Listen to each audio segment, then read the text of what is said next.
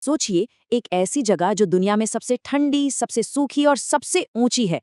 इस बर्फीले महाद्वीप पर भला भारत क्या कर रहा है? साल 2024 वो साल है जब पूरी दुनिया की नजरें भारत पर है और इसका जवाब अब सबको मिल रहा है। आज हम बात करेंगे इंडियन एंटार्क्टिक प्रोग्राम की, जो इस साल ग्लोबल स्टेज पर छाया हुआ है। और देखिए, ये कहानी सिर्फ बर्फ की चट्टानों या पेंगुइन की नहीं है। नहीं, ये कहानी है साइंस की, जियोपॉलिटिक्स की और शायद हमारे भविष्य की भी। तो चलिए, इस सफेद चादर के पीछे छिपी भारत की शानदार यात्रा को समझते हैं। ये बात कितनी गहरी है। अंटार्कटिका, आप जानते हैं, एक तरह का टाइम कैप्सूल है। इसकी जो बर्फ की परतें हैं ना, उनमें हमारे ग्रह के लाखों सालों का क्लाइमेट का इतिहास, उसके राज दबे हुए हैं। तो सवाल ये है कि अचानक ये सब इतना जरूरी क्यों हो गया है? वजह है साल 2024। ये वो साल है जब भारत ने अंटार्कटिका के इस ग्रेट गेम में अपनी एक अलग ही पहचान बनाई है। जरा सोचिए, इसी साल 20 से 30 मई के बीच दुनिया की जो सबसे बड़ी पोलर पावर्स हैं, वो भारत के कोची में इकट्ठा हुई। क्यों? 46th Antarctic treaty consultative meeting यानी ATCM के लिए। ये कोई छोटी मोटी बात नहीं है। ये भारत को ग्लोबल स्टेज पर एक लीडर की तरह पेश करता है। जुलाई में भारत ने अपने अगले बड़े मिशन का ऐलान कर दिया, एक बिल्कुल नया अत्याधुनिक रिसर्च स्टेशन मैथ-3I। और 2019 का टारगेट सेट करके भारत ने एक क्लियर मैसेज दिया है कि हम यहाँ सिर्फ खेलने नहीं, बल्कि खेल को लीड करने आए हैं। लेकिन भविष्य की योजनाओं में गोता लगाने से पहले आइए जरा अतीत का एक पन्ना पलटते हैं। भारत की कहानी एक ऐसे चैप्टर से शुरू होती है जो अब मोटी बर्फ की चादर के नीचे हमेशा के लिए दफन है। ये कहानी है भारत के पहले कदम की। ये गाथा है दक्षिण गंगोत्री की। जरा कल्पना कीजिए, ये 1980 का दशक है।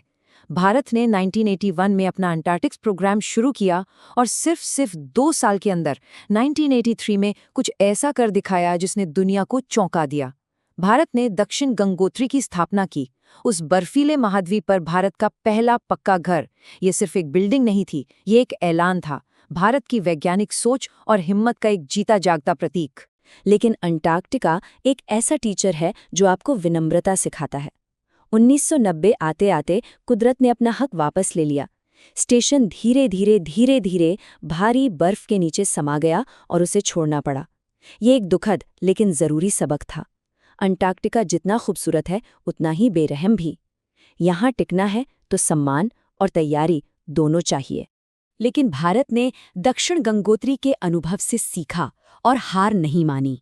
आज इस महाद्वीप पर भारत की एक बहुत मजबूत और स्थापित मौजूदगी है।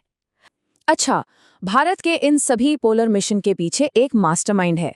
वो है national centre for polar and ocean research, जिसे हम NCPOR कहते हैं।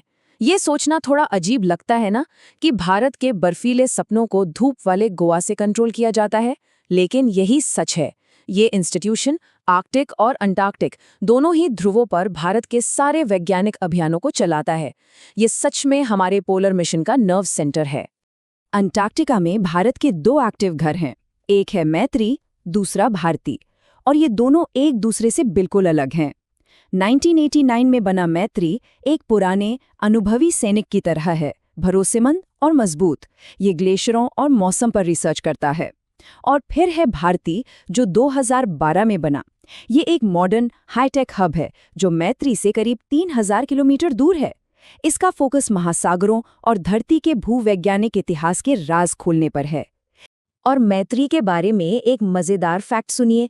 दुनिया के सबसे सूखे महाद्वीप पर पीने का पानी कहाँ से आता होगा? भारतीय वैज्ञानिकों ने एक कमाल का जुगाड़ किया। उन्होंने पास में ही एक झील बनाई, प्रियदर्शनी झील, जो स्टेशन को ताज़े पानी की सप्लाई करती है। ये उस कमाल की भारतीय इंजीनियरिंग का एक बेहतरीन उदाहरण है, जो अंटार्कटिका जैसे मुश्किल माहौल में जिंदा रहने के लिए ज़रूरी है। तो इतने सारे देश अंटार्कटिका में अपने स्टेशन बना रहे हैं, लेकिन सवाल ये है कि इस जगह का मालिक कौन है, इसे चलाता कौन है? हाँ, तो यहाँ कुछ नियम हैं, कुछ कानून हैं। चलिए अब जरा साइंटिफिक बेस से आगे बढ़कर इंटरनेशनल गवर्नेंस की दुनिया में चलते हैं, जो इस बेमिसाल महाद्वीप की रक्षा करती है। इस पूरे सिस्टम के दिल में है 1959 की अंटार्कटिक संधि। ये एक ऐतिहासिक समझौता है जो साफ साफ कहता है कि अंटार्कटिका किसी एक देश का नहीं है, ये पूरी दुनिया की विरासत है, जो सिर्फ शांति और विज्ञान के लिए है। इस संधि के तहत यहाँ किसी भी तरह की मिलिट्री एक्टिविटी पर पूरी तरह से रोक है। इस संधि के कुछ बेहद जरूरी सिद्धांत हैं। पहला, इसका इस्तेमाल सिर्फ शांतिपूर्ण कामों के लिए होगा। दूसरा, किसी भी देश को वैज्ञानिक खोज की आज़ादी होगी। तीसरा, सब देश मिलकर काम करेंगे। और सबसे जरूरी, पर्यावरण की रक्षा की जाएगी। भारत 1983 में इस संधि का एक सलाहकार सदस्य बना। अपनी इंटरनेशनल जिम्मेदारियों को पूरा करने के लिए भारत ने 2022 में भारतीय एंटार्कटिक एक्ट पास किया। ये कानून पक्का करता है कि भारत के सारे मिशंस और आने वाली सभी गतिविधियां ग्लोबल नियमों का पालन करें और इस प्राचीन महाद्वीप की रक्षा के लिए बने उस फ्रेमवर्क के अंदर ही रहें। चलिए अब वापस भविष्य की ओर लौटते हैं और उस बड़े प्रोजेक्ट पर फोकस करते हैं जो भारत की अगली पीढ़ी के अंटार्कटिक स्टेशन का निर्माण करेगा। ये है विजन मैत्रेय 2 का। तो एक नई स्टेशन की जरूरत ही क्यों पड़ी? जवाब सीधा सा है। जो हमारा पुराना मैत्री स्टेशन है उसे सिर्फ 10 साल के लिए डिजाइन किया गया था और वो पिछले 3 दशकों से यानी 30 साल से भी ज्यादा समय से लगातार काम कर रहा है। इसने हमारी बहुत अच्छी सेवा की है, लेकिन अब साइंस में अगली बड़ी छलांग लगाने के लिए इसे मॉडर्न बनाने का, अपग्रेड करने का समय आ गया है। और ये जो मैत्री 2 है, ये सिर्फ एक अपग्रेड नहीं, ये एक बहुत बड़ी छलांग है। इसे एक ग्रीन रिसर्च बेस के तौर पर बनाया जा रहा है। मतलब ये सोलर और विंड एनर्जी पर चलेगा ताकि पर्यावरण पर इसका असर कम से कम हो। इसके अंदर होंगी दुनिया की सबसे आधुनिक लैब्स जो क्लाइमेट चेंज जैसे बड़े सवालों से निपटेंगी। ये स्टेशन करीब 90 लोगों को आराम से रख सकेगा और ऐसे रोबोटिक सिस्टम से लैस होगा जो कड़ाके की सर्दियों में भी 2400 घंटे डेटा इकट्ठा करते रहेंगे। चलिए इसे एक आखिरी सवाल के साथ खत्म करते हैं।